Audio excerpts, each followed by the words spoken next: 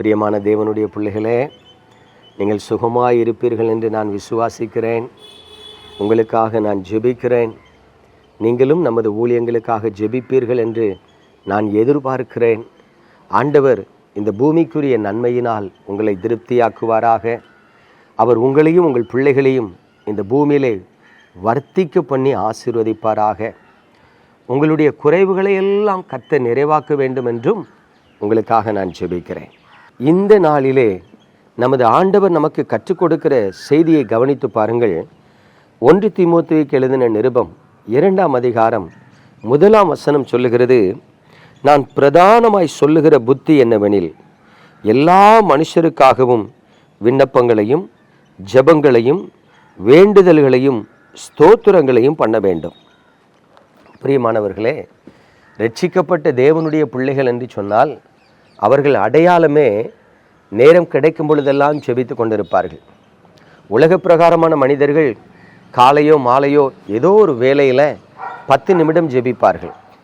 ஆனால் ரட்சிக்கப்பட்ட தேவ பிள்ளைகள் காலையோ மாலையோ 1 மணி நேரமாகிலும் ஜெபிப்பார்கள். அது மாத்திரமல்ல, கிடைக்கிற இடைப்பட்ட நேரங்களிலும் தேவ சமூகத்தில் அமர்ந்திருந்து ஜெபிப்பார்கள். ஜெபிக்கிற அனுபவம் தான் ரட்சிக்கப்பட்ட தேவ பிள்ளைகளின் அடையாளமாக இருக்கிறது. கடந்த நாளிலே நான் ஒரு கிராமத்திற்கு ஊழியம் செய்யும்படி சென்றிருந்த பொழுது அங்கே ஒரு சகோதரர், கிட்டத்தட்ட ஒரு 45 வயது இருக்கும், அவர் என்னிடத்தில் வந்து, அண்ணன், எனக்கு சில ஆலோசனைகள் நீங்கள் சொல்லணும் அப்படின்னார். அப்போது சொல்லுங்கள், எந்த காரியத்தில் உங்களுக்கு ஆலோசனை சொல்லணும்னு கேட்டேன். இல்லை, டெய்லி நம்ம ஜெபிக்கிறோம். நான் என்ன பண்ணுறேன் அப்படின்னா, ஒரு நாள் எனக்காக ஜெபிக்கிறேன், ஒரு நாள் எங்கள் சபைக்காக ஜெபிக்கிறேன், ஒரு நாள் ரட்சிக்கப்படாதவர்களுக்காக ஜெபிக்கிறேன், ஒரு நாள் தேசத்துக்காக ஜெபிக்கிறேன், சில நேரம் வியாதிப்பட்டவர்களுக்காக ஜெபிக்கிறேன். இப்போ 7 நாள் இருக்குன்னா 7 நாளும் 7 விதமான காரியங்களுக்காக ஜெபிக்கிறேன். அப்படி ஜெபிக்கும்போது என்னால் ஒரு 20 நிமிஷம் ஜெபிக்க முடிகிறது. அதுக்கு மேலே ஜெபிக்க முடியலை. ஒரு நாள் ஏறெடுத்த ஜெபத்தை மறுநாள் நான் ஏறெடுப்பதே இல்லை. ஆனாலும் என் மனம் வேறு என்ன காரியங்களுக்கு ஜெபிக்கலாம் அப்படின்னு யோசித்து பார்த்தால் என் புத்திக்கு நான் ஜெபிக்க வேண்டிய ஜெப குறிப்புகள் இது அப்படிங்கிறது எட்டாமலே இருக்கிறது என்று சொன்னார். அப்பொழுது தான் நான் அவரை பார்த்து சொன்னேன், நீங்கள் ஒரு நாளைக்கு ஒரு அரை மணி நேரம் ஜெபிக்கிறீங்க, ஒருவேளை ஒவ்வொரு நாளைக்கு ஒவ்வொரு ப்ரேயர் பாயிண்ட் தான் ஜெபிக்கிறீங்கன்னா இந்த உலகத்தில் ஜெபிக்க வேண்டிய காரியம் எவ்வளவோ இருக்கிறது. அவைகளுக்கெல்லாம் நீங்கள் எப்பொழுது ஜெபிப்பீர்கள் என்று கேட்டேன். அதான் அவர் சொல்கிறாரு, ஒரு அரை மணி நேரத்துக்கு மேலே நான் உட்கார்ந்து ஜெபிக்கணும்னு நினச்சா எதுக்கு ஜெபிக்கணும்? ஜெபிக்க வேண்டியது ஒன்றுமே இல்லையேன்னு என் மனது அப்படி பிளாங்காக ஆகிருக்கிறது என்று சொன்னார். அப்போது அவருக்கு இந்த வசனத்தை எடுத்து காண்பித்தேன்.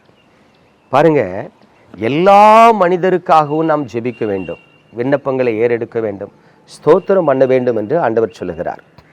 ஒருவேளை நீங்கள் ஒவ்வொரு நாளும் ஒவ்வொரு காரியத்துக்கு ஜெபிக்கிறது நல்லது.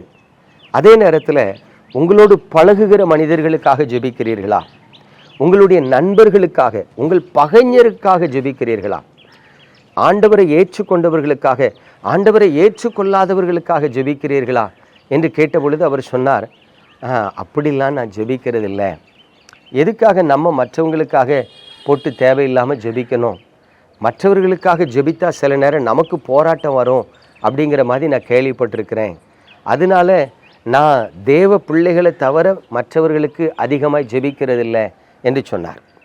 பிரியமான தேவனுடைய பிள்ளைகளே, ஒரு காரியத்தை நாம் அறிந்து கொள்ளணும். அதாவது தேவ சித்தம் இல்லாமல் எதுவும் நமது வாழ்க்கையில் என்ன பண்ணாது, நடக்காது.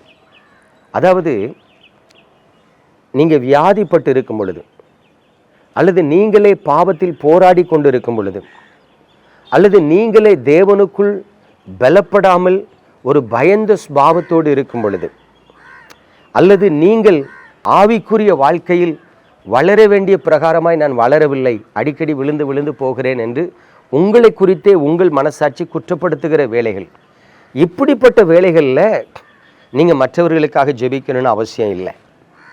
இப்படிப்பட்ட சூழ்நிலையில் பாதிக்கப்பட்டு இருக்கிறவர்கள், வியாதிப்பட்டவர்களுக்கு, பிசாசின் போராட்டத்தில் இருக்கிறவர்களுக்கு, ரட்சிக்கப்படாதவர்களுக்கு ஜெபிக்கணும்னு கட்டாயம் இல்லை. ஏன்? ஆண்டவர் வேதத்தில் அழகாக சொல்லிட்டார், நீ குணப்பட்ட பிற்பாடு உன் சகோதரர்களை ஸ்திரப்படுத்து. அப்போ ரட்சிக்கப்பட்டு நான் தேவனுக்குள் மகிழ்ச்சியாய் சந்தோஷமாய் சாட்சியாய் வாழ்ந்து வருகிறேன் என்று சொல்லுகிற தேவ பிள்ளைகள் தான் ரட்சிக்கப்படாதவர்களுக்காக ஜெபிக்கணும். நாமளே ரட்சிக்கப்படாதவர்களாக இருந்துட்டு நான் ரட்சிக்கப்படாதவர்களுக்காக ஜெபிக்கிறேன்னு சொல்லுகிறது எப்படி இருக்குது அப்படின்னா, நான் கிழிஞ்ச வஸ்திரத்தை போட்டுட்டு இன்னொரு கிழிஞ்ச வஸ்திரத்தை போட்டிருக்கணும்னு பார்த்து உன் சட்டையை கலத்தித்தா நான் அதை தச்சு தாரேன்னு சொல்கிற மாதிரி இருக்கு. கொஞ்சம் யோசித்து பாருங்கள், அது தவறான ஒரு காரியம். அப்போது ஊழியர்களாகிய நாங்கள் சில வியாதிப்பட்டவர்களுக்கு சொல்லுவோம், உன்னோட வியாதியிலிருந்து நீ சுகமாகிற வரைக்கும் கொஞ்சம் போராட்டங்கள் நிறைந்த மற்றவர்களுக்காக நீங்கள் ஜெபிக்க வேண்டாம். நீங்கள் ஒரு பயந்த ஸ்பாவத்தில் இருக்கும் பொழுது நீங்கள் என்ன பண்ண வேண்டாம், மற்றவர்களுடைய பாரத்தை சுமந்து ஜெபிக்க வேண்டாம். நீனே பாவத்தில் தடுமாறி கொண்டு இருக்கும் பொழுது நீ மற்றவர்கள் ரட்சிக்கப்படணும்னு ஜெபிக்க வேண்டாம். நீ உன்னை முதலாவது காத்துக்கொள் என்று தான் அப்படிப்பட்டவர்களுக்கு ஆலோசனை சொல்லுவோம். ஆனால் ரட்சிக்கப்பட்டு ஜெபித்து சாட்சியாய் வாழுகிறவர்களுக்கு நாங்கள் சொல்லுகிற புத்திமதி என்னவென்று சொன்னால், எல்லாருக்காக ஜெபிக்கணும். ஏன்னா ஆண்டவர் அழகாக சொல்லியிருக்காரு, உன்னை போல பிறனை நேசின்னு சொல்லியிருக்கிறார். அப்போ அவருக்கு அன்றைக்கு எப்படி மற்றவர்களுக்கு ஜெபிக்க வேண்டும் என்கிற காரியத்தை கற்றுக் கொடுத்தேன். எனக்கு அன்பான தேவனுடைய பிள்ளைகளே, நான் கேள்விப்படுகிற காரியம் என்னவென்று சொன்னால், இந்த நாட்களில் பெரும்பாலான தேவ பிள்ளைகள் தங்களுக்கு, தங்கள் மனைவி பிள்ளைகளுக்கு, தங்கள் உடன் பிறந்தவர்களுக்கு அனுதினமும் ஜெபித்தாலும் இப்படி ஒரு சிறிய வட்டம் போட்டு அந்த சிறிய வட்டத்திற்குள்ளாகவே ஜெபித்து கொண்டிருக்கிறார்கள். பலரிடத்தில் பேசும்போது அவங்க சொல்கிறது அப்படிதான், பிரதர் நம்ம நல்லா இருந்தால் தானே 4 பேருக்கு உதவி செய்ய முடியும். அதனால் நான் முதல்ல என் குடும்பத்துக்கு, என் குடும்ப சமாதானத்துக்கு, என் கூட பிறந்தவங்களுக்கு தான் ஜெபம் பண்ணுவேன். அதே நேரத்தில் மற்றவங்களுக்கு என்னால் முடிஞ்ச உதவிகளை செஞ்சுக்கிடுவேன். நம்ம ஊழியக்காரன் இல்லைல்ல, நம்ம எதுக்கு போட்டு மற்றவங்களுக்காக ஜெபம் பண்ணி தேவையில்லாத பிரச்சனை சம்பாதிக்கணும். பலர் அப்படி பேசுகிறதையும் நான் கேள்விப்பட்டிருக்கிறேன். பிரியமானவர்களே, அப்படி அல்ல. ஒருவேளை உங்கள் உள்ளத்தில் தேவன் நீங்கள் ஜெப நேரத்தில் அமர்ந்திருக்கும் பொழுது எவைகளை குறித்து பாரம் தருகிறாரோ, எவைகளை குறித்த சிந்தையை தருகிறாரோ, அந்த காரியங்களுக்கும் நீங்கள் ஜெபிக்கணும். அது கர்த்தர் உங்களுக்கு சொல்லுகிற ஒரு ஜெப குறிப்பாக எடுத்துக்கொண்டு நீங்கள் ஜெபித்து பாருங்கள், அது ஆசீர்வாதமாக இருக்கும். வேதவசனம் சொல்லுது பார்த்தீங்களா, எல்லா மனிதருக்காகவும் நம்ம ஸ்தோத்திரங்களையும் விண்ணப்பங்களையும் ஏறெடுத்து ஜெபிக்க வேண்டும். நம்ம ஜெபிப்போமா? எங்கள் அன்பின் பரலோக தகப்பனே, பரிசுத்தமான இந்த காலை வேளையில் உமது கிருபையுள்ள கரத்தில் உமது பிள்ளைகளை தருகிறேன். ஆவிக்குரிய வாழ்க்கையில் வளர வேண்டும் என்று ஆசைப்படுகிற ஒவ்வொரு பிள்ளைகளையும் நீங்கள் நன்மையால் நிரப்புங்க. உடைய கிருபையினால் நடத்துங்க, தாங்கி வழி நடத்துங்க. ஆண்டவரே, உமது செட்டைகளுக்குள் மறைத்து கொள்ளுங்க. உடைய பிள்ளைகள் ஜெபத்தில் வளருவதற்கு, தேவனால் நடத்தப்படுவதற்கு, தேவனுடைய பிரசன்னத்தில் வாழ்வதற்கு நீங்கள் அவர்களுக்கு கிருபை கொடுத்து தாங்கி நடத்த வேண்டுமாய் இயேசு கிறிஸ்துவின் நாமத்தில் ஜெபித்து ஆசீர்வதிக்கிறேன்.